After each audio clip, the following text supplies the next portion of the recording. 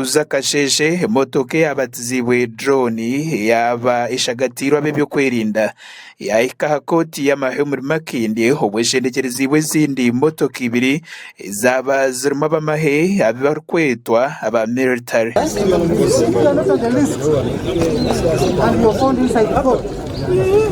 Kuyaheza kwika hakoteje abagize ba Dr. Kiza Besigye aba bari umukoto munda hamwe nabo aba bakiriya heru bamakiza rukundo mpango bari kutera kari hamwe n'ebyeshongoro.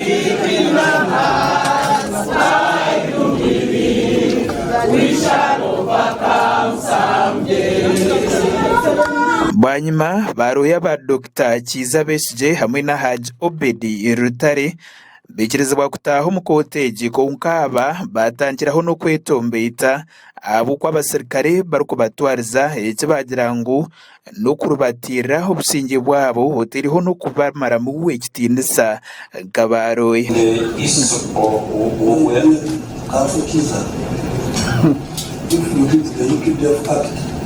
We don't have the word tribunal in the act. The English meaning of tribunal is court. You read the act, what does it, what is court? Judge, advocate, you are not supposed to exchange with me. You are not a member of the court. You should advise it and they tell me. There is not even disclosure of what you're stating. No. It meant to be from NASA. Not waste our time by proceeding that way. Munyamateka wa Dr. Kiza Besigye Haji Elias Rukwago yashobora koteje ngo munyamateka wabo oshemire kubebe imbere mu mushango gu Martha Karua takabere kwebwe baraha iri kumwikiriza ukorerezo mu koti zo muyihangeri ya Uganda ati nuko kushaba ku Martha Karua atungorsa urukorereza umuntu. On matters of law, I think we are attempting to submit on the issues of sub-duties. I hope we have come adequately prepared.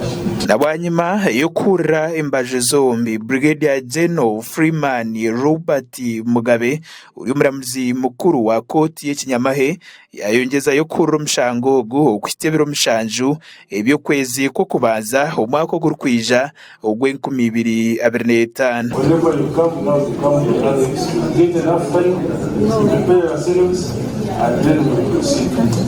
I think 7th January is enough. Abebembeza b'urubajoro rwakanisa gavumenti abarimu Haji Elias Rukwago Joel Senyonyi urwebembere urubajoro rwakanisa gavumenti umishigiro y'ihanga Jeno Mugisha Muntu bajumire bikorwa bya koti y'amahe ibar kugira ngo terikuratira birajiro by'ihanga munsi yonna tujjukira ekitibwa International Human Rights Day kubanga UN General Assembly yagazetinga olunaku luno kitegeeza nti tuba tulina kubanga tujaguza nti eddembe ly'obuntu litwalibwanga ekikulu naye tuli wano ku lunaku luno lwa International Human Rights Day kubanga ate eddembe ly'abannaffe abamu lityoboolebwa eddembe lya Dr. Kiza Besigye Haji Obedi Kamulegeya ne bannayuganda abalala abazze batulugunyizibwa kooti eno. Ebigenda maaso wano gye bayita katemba mu kooti siwali bwenkanya mubalabye abalamuzi be batudde eri nga abalamuzi naye eyeefudde Judge Advocate ye yeeyitanga omulamuzi atuuse n'agamba n'ogamba ye kyasalawo kye kisembayo. In fact Judge Advocate ye mulamuzi n'oli prosecutor atuuse n'okugamba abo bonna mubagambe tebaddamu n'okwogera ku musango tebakola ki. Oludda olumu byanaku kubanga buli Munnayuganda yandiyagadde abeere mu nsi nga mulimu eddembe nga omuntu amanyi nti bw'abanga talina amateeka gamenye nti abeera wa ddembe oba nti bw'oba ozizza omusango nti olina right okulonda lawyer yenna oba prida gwoba oyagadde. Rukwago hamwe na Martha Karua barahira ko batarukuza kunama mpaka Dr. Kiza Besigye ararekurwe. A criminal matter is more serious than a civil matter. That involves the life and liberty of Dr. Besigye and Mr. Lutale. No double standards. What's good for the goose is also good for the gander. Let them review their decision. We are going to contest it, and we expect that they will not apply double standards.